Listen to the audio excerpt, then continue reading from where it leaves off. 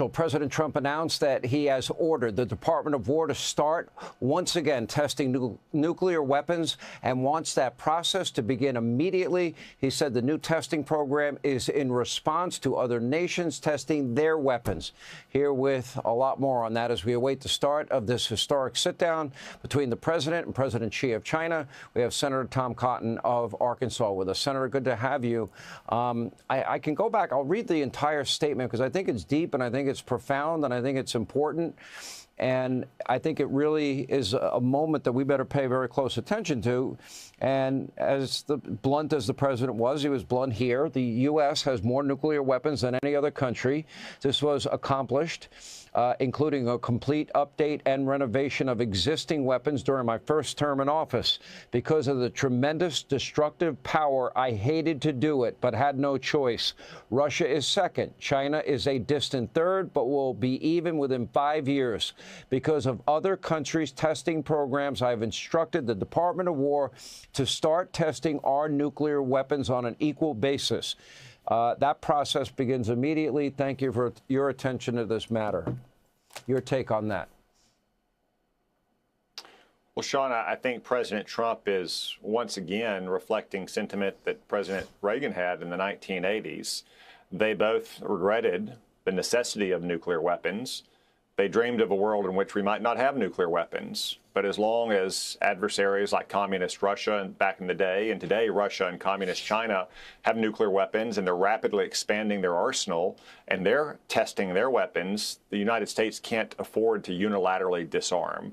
That we have to make sure that our nuclear arsenal is second to none, that it won't be overmatched by the combined forces of Russia and China, that our aging weapons are still usable, and that our new weapons are designed and made properly. So I agree with what President Trump has announced.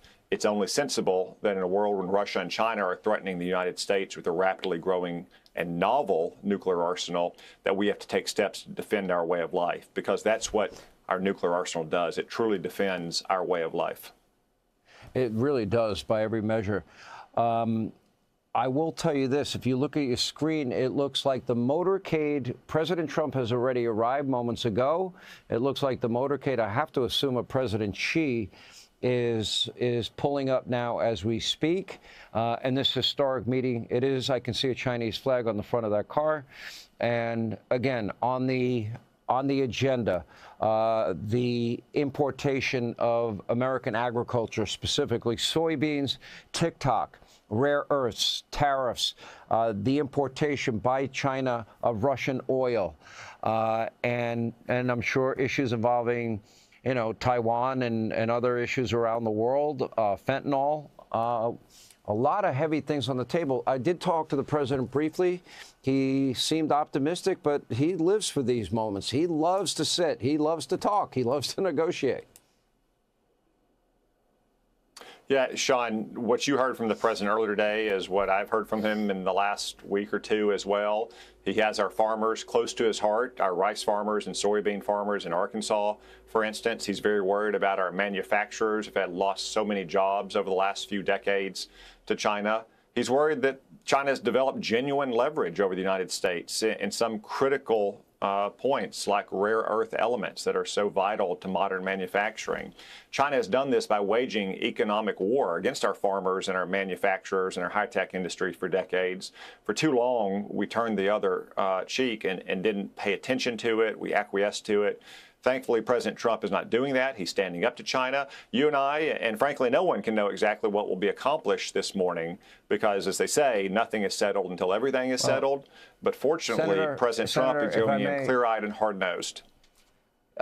It looks like that's Monica Crowley greeting President Xi, if I'm not mistaken. I'm only seeing the back of his head, but I'm assuming that is him and his delegation out of the motorcade now entering the building where President Trump is awaiting, who had just arrived a little bit earlier. It's very interesting in the lead up to all of this.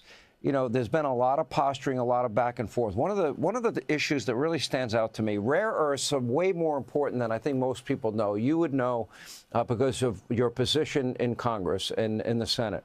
And that is, it is imperative for example, magnets for auto manufacturing. It is imperative for our military development and equipment. But leading up to this meeting, the president did make a huge rare earth deal with 3 countries. He made it with Australia, Japan, and now South Korea. That gave him leverage. I believe all of these maneuvers, put him in a much better negotiating position, no? I mean, of course, the development here domestically. Yeah, no doubt, Sean. And it was great news today that the president and President Lee of South Korea reached a big trade deal. That's going to be great for American farmers and ranchers, our manufacturers, our defense industry. And as you said, it is going to give the president more leverage if we have more avenues to import rare earth elements and their finished components from countries like Australia and Japan and South Korea, which is, say, friendly allied nations.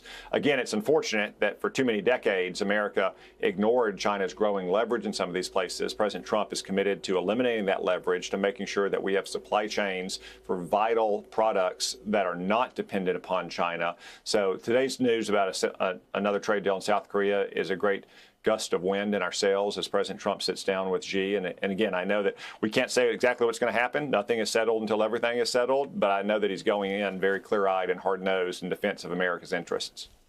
We've had real concerns about the algorithms and the makeup of TikTok. That's going to be a big issue as well. It looks like that deal is kind of, at least on paper, laid out, where I assume that China will pay us a certain amount of money for that. And I assume that we will control the algorithms as it relates to it working within the U.S. Would you assume that as well? Yeah, Sean, that's what the law calls for. Congress passed a law last year with overwhelming majorities. It wasn't a law to ban TikTok. It was a law to try to force TikTok to break its ties to communist China. And you put your finger on the critical question, control of the algorithm. Will control of the TikTok algorithm be in the hands of its new American owners and engineers, or will it remain in the hands of communist China? The parent company, ByteDance. If it's in the hands of Americans, then it's really just another social media app like Facebook or Instagram or X or what have you. But if it remains in the hands of ByteDance, which is ultimately answerable to the communist Chinese regime in Beijing, then that means it remains a potential tool for communist Chinese propaganda and for data theft here in America. Yeah. What do you think as we look at, all these discussions that are going to be going on, do you believe that President Xi will be trustworthy in any deal that he makes? Well, I think, as Ronald Reagan said, President Trump would probably agree on this point, too. You have to trust but verify when you sit down with a communist leader like Xi Jinping. They have a lot of leverage over the United States, unfortunately. We've worked to reverse that leverage in the first Trump term and now this year as well. But we have even more leverage over them. They need access to our massive consumer market. They want more access to many of the products that we make that they can't make.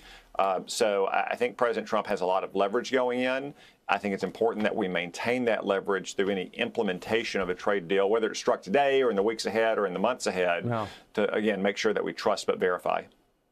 It was also important, I thought it was a big announcement by the Chinese that they will reduce their import of Russian oil, which is the lifeblood of their economy, which has been fueling their war machine. I thought that was a big concession leading up to